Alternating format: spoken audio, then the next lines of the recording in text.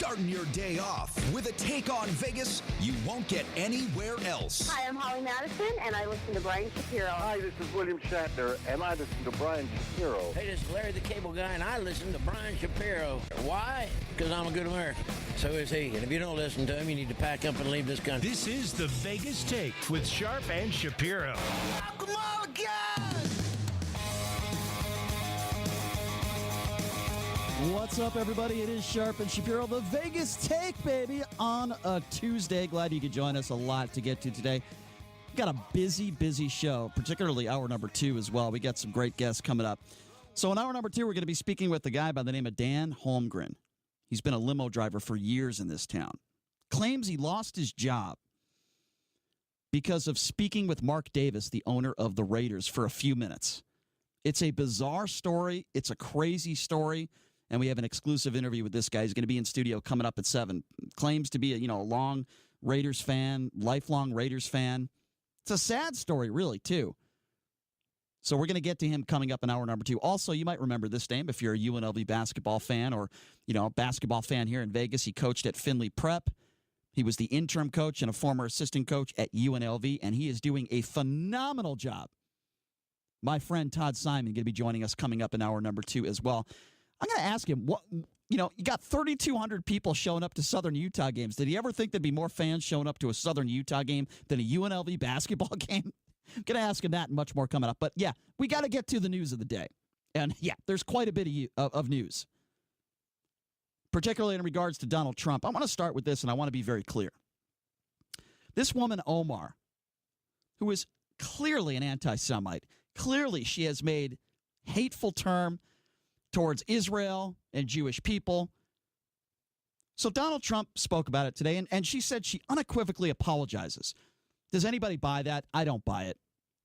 It's kind of like, and I hate to make this reference, but I'm going to do it anyway. It's kind of like if you call somebody the N-word and then you apologize for it, is anybody going to accept your apology? No. You use that word and you call somebody that, you've got hatred inside of you. You're a racist, right? I think any logical person would come to that conclusion, right? If you use that word, you have to be a racist. And you can't just apologize for it. I think Omar's statements and what she has made in the past about Jewish people, and particularly Israel, shows that she is an anti-Semite. So let's just start there. Hopefully we all could agree on that. I think that's a pretty logical thing, whether you're on the right or the left. So Donald Trump spoke out about her today. And I'm going to agree with him on this. He said that she should be done with politics. She should be out the door. She shouldn't be on any of these committees. The apology to him and to me as well didn't sound sincere. So I agree with Donald Trump on that. But here's the problem with Donald Trump. When he talks about somebody else who screws up, she actually apologized. Now, whether you agree with it or not, or you accept her apology, I don't. But she did apologize. What about all the stuff that Trump has done? Okay? Yeah, do you remember those guys that were screaming out blood and soil? Jews will not replace us. Yeah, do you remember that? And do you remember Donald Trump has said there are good people on both sides? We never got an apology from him on that, did we? Or how about tweeting anti-Semitic imagery? Yes, that's right. The President of the United States, Donald Trump, has done that. Never got an apology from him. Strange, huh? Or how about when he was speaking in front of a group of wealthy Jewish donors? Do you remember that? He said some pretty stupid things there. Never apologized for it, though. Interesting. He's made racial slurs towards Elizabeth Warren. Never got an apology. He's gone after prisoners of war. John McCain. Do we remember that? He's gone after Gold Star families. He's gone after immigrants. He's gone after women. Donald Trump's never apologized for any of that stuff, and I think the worst of them all is the things he said about John McCain. It's amazing to me that there are people out there that still don't have a problem with what he said about John McCain as a prisoner of war. We never got any apology from Don. In fact, I think the one time he apologized and then he sort of took it back. Do we remember this? Grab women by the you-know-what. Do you remember that video that came out? So when it first came out, he apologized, right? And then the days after, he questioned the validity of the audio. Said, no, I don't think that's me. So you want to talk about the most half-hearted apology? We have a president who never apologizes for anything. And while I agree with him about Omar, while I agree she shouldn't be on any committee, she shouldn't be in Congress, she shouldn't be in the political spectrum, I agree with him.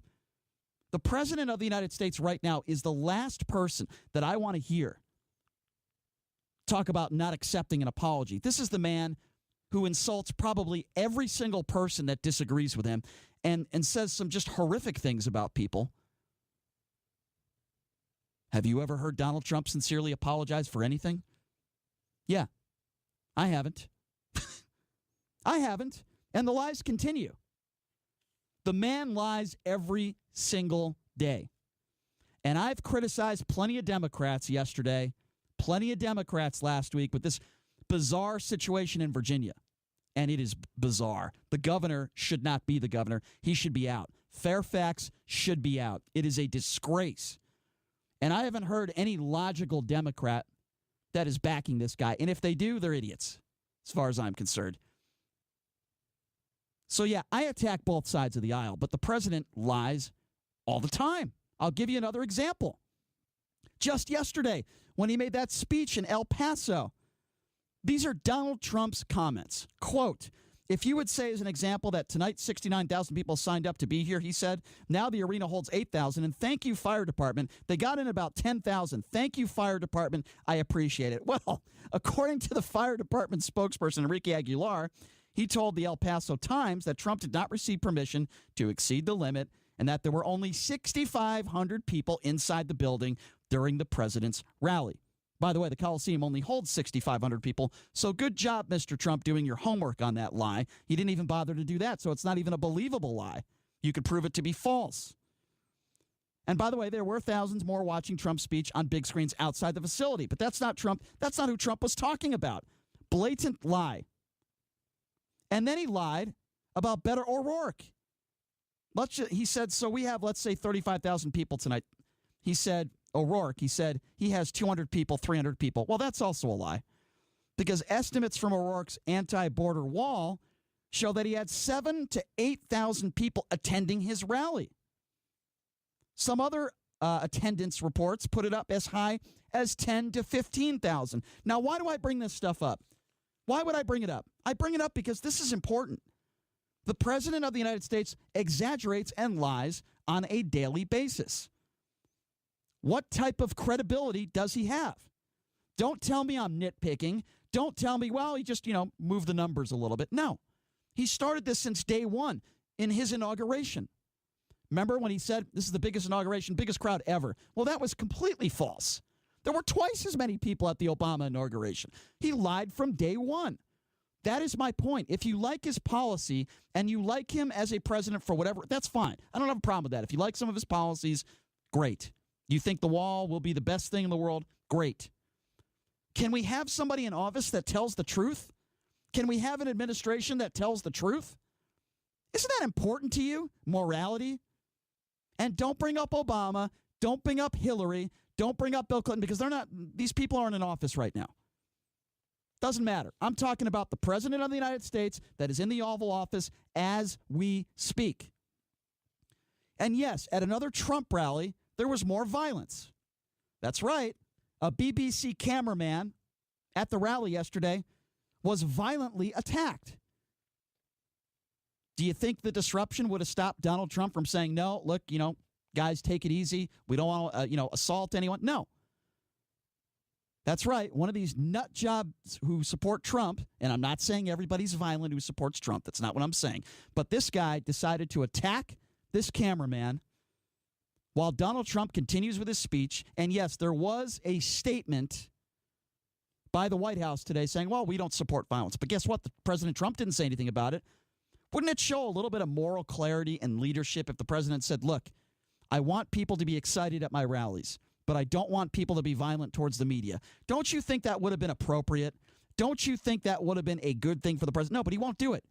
He'll continue to call the media fake news. He'll continue to attack the media unless they kiss his ass. See, these are the issues I have with Donald Trump, and it has nothing to do with policy per se. Yeah, there are some things he has done recently that I do not agree with. I don't agree with this thing where, transgenders, a good portion of transgenders can't serve in the military. I don't necessarily agree with the wall. Yeah, there's a lot of things I don't agree with. But the thing that bothers me about the president the most are these types of things. Lying, exaggerating, not telling the American public the truth. That's what bothers me. We'll open up the phone lines at 257-5396. Again, that number to call, 702-257-5396 is the number to call if you'd like to chime in on some of these issues that I have brought to your attention that have happened by the President of the United States in the last 24 hours. Let's start this off with Gary. Gary, thanks for calling in. How are you? I'm on it. I want to say I have good news and bad news for you. Okay, what's that? Well, you say to President Trump, I'm reading from a page. I hope that's okay. That's fine. But President Trump, he doesn't act presidential enough for you. But you know what? Well, hold on a second. What do you mean? I just want to read off what it is, and then you can. Go ahead. Go ahead, Gary. Right. Please. I just want to say, President Trump is not a president enough. He doesn't act presidential. Mm-hmm. But that's what I like about the guy. So hold on. All right, hold on, Gary. That's what I like. Well, here we go. See, that's what I like about your show. You don't act like a radio show host. You're not allowed to call people all these names. Yes, I am. Losers. Yes, I am. And yes, I am. If you know what, Gary, if you want to listen, Gary, in America, you are. Gary, listen. I don't want to have a conversation. I just want to read this, and then you can. What do you mean you don't want to have a conversation? Why did you call in then, Gary? I want to read this thing. No, I don't want. No, you've said, Gary. Stop reading. Listen to me. Okay, let's have a conversation. Okay, let's have a conversation, Gary. Okay. First of all, what type of show would you rather listen to? And I want you to be honest with me, Gary. Would you rather listen to a show and just a host that says things that you want to hear all the time? Or would you rather listen to a host, and like me, who's honest all the time, who's always going to tell you what he feels, and is going to call you out if you say something dumb, at least in my opinion? What type of show would you rather hear? Would you rather hear I don't have any problem with you calling me dumb or calling me a moron. I did not call you dumb or a moron, Gary. I called you up to compliment you. Yes, I appreciate that. Gary, I appreciate that. Gary, I appreciate that. I did not call you dumb or a moron. I said, what type of show would you rather listen to? A show where they say everything you want to hear and maybe kiss the ass of the right or the left? Or would you rather hear a show that's honest, that tells their opinion, and you know where they stand on issues? I'm asking you a question. What show would you rather listen to? Well, here I am. Gary, Gary, I appreciate that, and you just answered my question for me, and I always appreciate it when you call in. Thank you for calling in, Gary. Much appreciated. 257-5396, the number to call in. Let's go to Brian. Brian, thanks for calling in. How are you? I'm doing well. How are you doing, Brian? Doing good, my man. What's on your mind? Numbers. Yes. Let's talk about the numbers game. Numbers as far as what? The rallies last night. Okay, let's do it. I tried to watch both of them as much as I could. Beto's was a little bit before Trump's. Yes. And I tried to look at crowd sizes, and basically you couldn't find a credible picture of the crowd size of Beto O'Rourke's rally. I searched for 45 minutes through numerous websites to try to find one. I didn't find one until this morning. I went on YouTube and found it was from CBS TV. It was a live feed of the whole thing at the where they had the final rally at. Right. And they never showed you the crowd on that thing until 16 minutes in. Somebody, one of the cameramen, pulled back away from where you see Beto going up and down the stage. Yes. You see this woman with the disheveled hair, the photographer lady walking around behind him and stuff. Yeah. Well, when they walked away, there weren't thousands of people there. If there was 400 people there, I would be surprised. Well, I'm just going by photograph I found today, and I found 3 or 4 other numerous photographs. Now, when I first heard his supposed crowd size last night, they said maybe 3,000 to 4,000. And then overnight, it went from 3,000 to 7,000. And that, Brian, can I stop you here real quickly? Now let's just say hypothetically you're right. Let's just say O'Rourke only had 300 or 400. Okay, let's forget about that issue for a second. Donald Trump up there on the stage said that, thanked the fire department for allowing 10,000 people in the arena. The arena only holds 6,500 people. The head of the fire department there said, we did not allow any extra people in. We allowed 6,500 people. The president lied. Can we admit that? No, because I don't believe he lied. He didn't know an exact number up there. If you don't know an exact number, then don't give. Staff might have told him that somebody allowed people to do that, to allow more people in there. So I don't think he intentionally lied. Then people have to be held accountable. Then people have to be held accountable. The article you're reading, I don't want to interrupt you. The article you're going by is the one in Politico, and I've got it up right now about the El Paso Fire Department. Mm-hmm. Okay.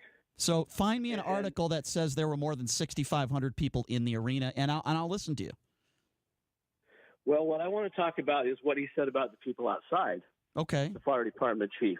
Yeah. He says there are 10,000 people outside the arena. Don't debate that. I didn't debate that. I didn't debate that in my monologue. You look at the video of that crowd. I believe there's at least 10,000 people. It's huge. And I don't doubt that, but we're talking about in the arena. And some people might think I'm nitpicky, but I'm just, again, Brian, I'm using this as an example. He exaggerates and lies on a daily basis. What the president said, just like he said in the inauguration crowd. He said it was the biggest crowd ever for an inauguration. Not true. And he was wrong. Right. Well, he was wrong. But I don't even call that wrong. It's a lie. Okay, it's wrong to lie. And he lies on a regular basis. Now, if you want to talk about the ORourke stuff, fine. I'm not going to debate you on that. Okay, let's just say there were 300 or 400 people. Why is he even bringing that up? He's lying about his own crowd size, and then he's bringing up somebody else. He's talking about his name. He's nitpicking, just like he calls Elizabeth Warren Pocahontas. He just likes to, hit you with, poke you with a stick. I mean, why can't he just talk about policy? Why does he have to go after people? Why does he have to lie? Why does he have to exaggerate, Brian? He does it on a daily basis, and I'm tired of it. Well, you made a statement last night. I'm done giving Trump the benefit of the doubt. I really am. I laughed so hard I almost cracked up and spilled my coffee. I've never called him a racist. That's why. You've never given him the benefit of the doubt on anything that I've ever heard. But you have to put that in context. I was referring to the racist remarks that he has made, and I always gave him the benefit of the doubt on that specific issue. I said, look, I don't know what's in the guy's heart.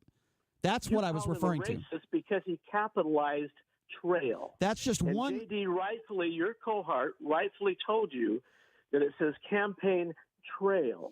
Okay, that's one you issue. Cannot call him a racist over somebody capitalizing a tweet. I can give you 10 other examples. I could give you 10 other examples right now. I'll give you just a few. I believe calling Elizabeth Warren Pocahontas for years now, yes, I believe that's racist. I believe going after Barack Obama, trying to figure out and saying that he wasn't born in this country, yes, I believe there were racial connotations to that as well. I believe in Charlottesville, saying there are good people on both sides. You could make the argument that that was racist. And, Brian, I got to get to some other calls, my man. I always appreciate it when you call in, but I got to get to some other callers. I just gave you 3 or 4 other examples. It wasn't just that example yesterday that I was talking about. That was enough for me. I had enough. I got to get to some other callers who are waiting patiently on hold. The number to call, 257-5396. Let's go to Jim. Jim, thanks for calling in. How are you? Well, very good. Thank you for taking my call. Sure. Somebody told me that Beto had 25,000 at his. Well, that's not true. I don't know if it's right or not. No, that's not true. I don't know if it's right or not, but that's what they told me. That's not true. Yeah, wherever you heard that, that's somebody told me. Yeah. Says it's true. Yeah, that's not true. I think an important point with regard to the congresswoman who spoke out. Omar, yes. Yeah, I don't know if there's enough clarity in our dialogue today in the world that separates the race with the government, and especially with Israel and so it's really hard for somebody to come out and criticize Israel without sounding like a racist. And I think that's the problem, and I think that part of the conversation needs to be clarified. And with respect to some of the things that Trump says, and by no means am I going to defend the guy, there's a nationalistic approach. All Mexicans are, a lot of Mexicans are rapists and so forth, but he's not saying that that's not a race. Mexicans is not a race. It's a nationality. And so I wish that in our understanding of what people are saying in this really difficult time where people have to tiptoe around everything that they say, they can't really criticize a nationality. Well, Jim, can I give you a quote? I understand what you're saying, Jim, and that's a valid point, but let me just give you a quick quote. I mean, Donald Trump said it himself. These people, they're coming into our country. They're rapists, and I suppose some of them are good people. As the president of the United States, you cannot talk like that. You can't. It's wrong. No. I demand a higher standard. You'll never get me to defend the guy because I demand a higher standard of my president. Right. We all should, Jim. We all should. Yeah. I know. I don't know why these people. I don't know why a lot of the people who call in and want to argue with you can't hold a person. Can't hold a person to a higher Jim, Jim, some people might disagree with this statement, but I would like to consider myself as very fair. I had Danny Tarkanian in studio on Friday, okay? I disagree with almost all of his politics, but you know what I respect about him? When I talk about, Donald Trump's rhetoric, the thing he said about John McCain, going after Gold Star family, et cetera, he is against all that stuff, and he admitted that on the show. Those are the type of people that I respect. I'm not a Trump supporter. He's a Trump supporter. That's fine. I don't have a problem with that.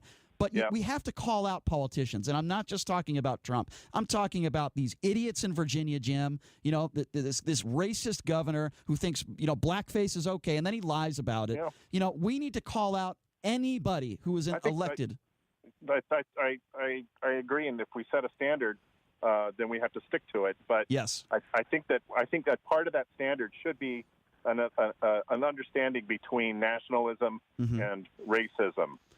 And I agree. I like Danny Tarkanian a lot. It just disappoints me that he goes down some of the roads he does. But he's taking my call. Yes, I appreciate that, Jim. Thank you so much. Good call. Yep. Appreciate that. 257-5396 is the number to call. Let's get to one more call before we go to break. Brad, thanks for calling in. How are you? Oh, great! Thanks for taking my call. Sure. Love your show. Thank you. I think you have quite a big audience, I would imagine, listening. But you have a great show. I appreciate that, Brad. Thank you. I just had 2 points. I don't know if we have time for 2 points. Well, I got about a minute and a half, so you can either make your points, or if you want to stay on hold, I'll gladly take your call coming back. That's up to you. Well, I mean, the first was the debate about Obama versus Trump's economy, right? Because the economy is going to be the key point, obviously, in every presidential campaign. And then the role of the Fed, because under Obama's 8 years of tenure, he had zero Fed funds rate, and they also purchased $4 trillion of his debt. Brad, that is a lot of. I do not want to cut you off, Brad. That is a lot of information you just gave me. Do me a favor. I want you to stay on hold because I want to get to you when we come back. Can you do that? Sure. Great. I appreciate that. You will be the first one I come back to. And the number to call, by the way, 257-5396. Again, that number to call, 257-5396. We'll get to Brad when we come back. We'll get to some of your other calls because that's a lot of information he just gave out. Also, when we come back, Michael Cohen postponed again. That's right. He won't be talking in front of Congress again. And it's very interesting. He claims that it is a health issue. Yes, he was seen in Manhattan yesterday at a restaurant hanging out with his friends. Why won't Michael Cohen testify? We're going to get to that and much, much more. And, of course, we've got some great guests coming up in hour number 2. Again, that number to call, 257-5396 if you want to be a part of the show, 257-5396. We'll get to Brad and many more of your calls when we come back. You are listening to The Vegas Take on the all-new 101.5 FM, 720 AM, KDWN.